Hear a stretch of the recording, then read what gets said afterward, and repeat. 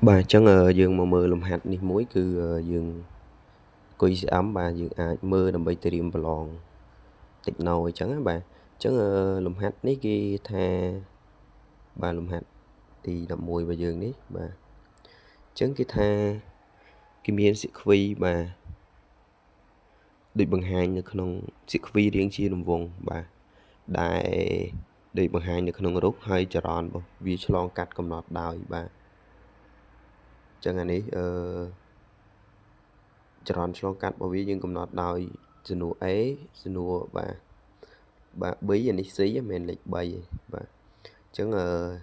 ដើម្បីយើងគណនានឹងបានតើយើងម្លែងរូបរបស់វាម្លែងរូប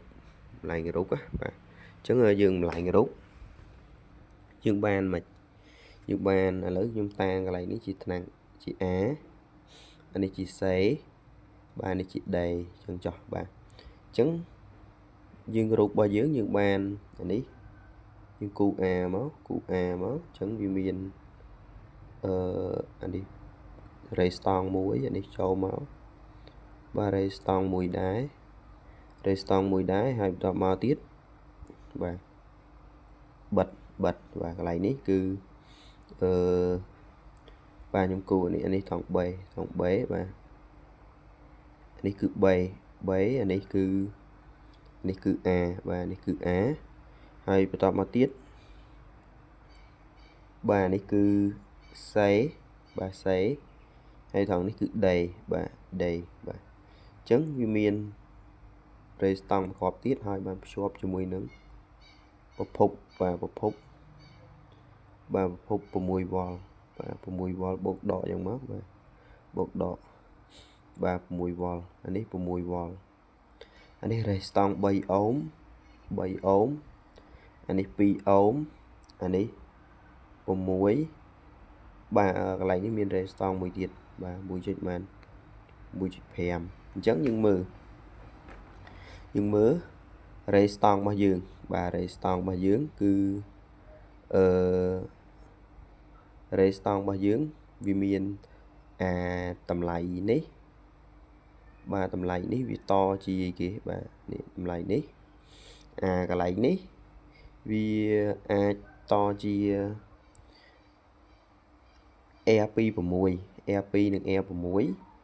R2 នេះនិង R6 នេះគឺវាតជាខ្នែងតជាខ្នែងយើងបានខ្ញុំតាំងអានឹងជា R1 ចុះបាទ R1 វាបានពី R26 តជាខ្នែងអញ្ចឹងវាបានប៉ុន្មានបូកទៅយើងបាន2 នៅលើ 3 បាទ2 លើ 3ហើយចំពោះ R2 គឺខ្ញុំយក R2 នេះគឺខ្ញុំយក R6 R2 តជាខ្នែងនេះត 1.5 អញ្ចឹងវាបាន2 លើ 3 បូកជាមួយនឹង 1.5 អញ្ចឹងវាបាន6 លើ 2 បាន 3 អូមបាទអញ្ចឹងចំពោះ R សកមូលគឺតជាខ្នែងមានន័យថាយក3នេះតជាមួយ3នេះតជាខ្នែងអញ្ចឹងវាបាន R សកមូលគឺ R គុយ R equivalent របស់វាគឺប៉ុន្មានយើងបូកទៅបាន3 លើ 2 បាទតធម្មតា3 លើ 2 បាទ3 លើ 2 អញ្ចឹង R សកមូលយើងដឹងថាវាបាន3 លើ 2 ឯងបាទ R សកមូលអ្នកនរគ្នាដឹងថាវាបាន3 លើ 2 ឯងអញ្ចឹងខ្ញុំលុបចោល R សកមូលរបស់យើងគឺវាស្មើ3 នៅលើ 2 អូមបាទអញ្ចឹងចរន្តរបស់យើងចរន្តរបស់ប្រភពវាស្មើ V នៅលើ R អញ្ចឹងវាបាន V របស់យើង6 R របស់យើងប៉ុន្មាន R របស់យើង3 នៅលើ 2 អញ្ចឹង E របស់យើងគុណទៅវាបាន12 នៅលើ 3 12 លើ 3 វាបាន4 អាំពែអញ្ចឹងចរន្តរបស់យើងឃើញ4 អាំពែអញ្ចឹង4 អាំពែគឺចល័យអីគេបាទចល័យរបស់វាគឺ4 អាំពែនេះបាទអញ្ចឹងអានេះគឺជាលំហាត់បាទទី1ដែលយើងធ្វើការដោះស្រាយដើម្បីគុយ CM បាទគុយ CM ដើម្បីយើងត្រៀមប្រឡងចូលសាលាតិចណូ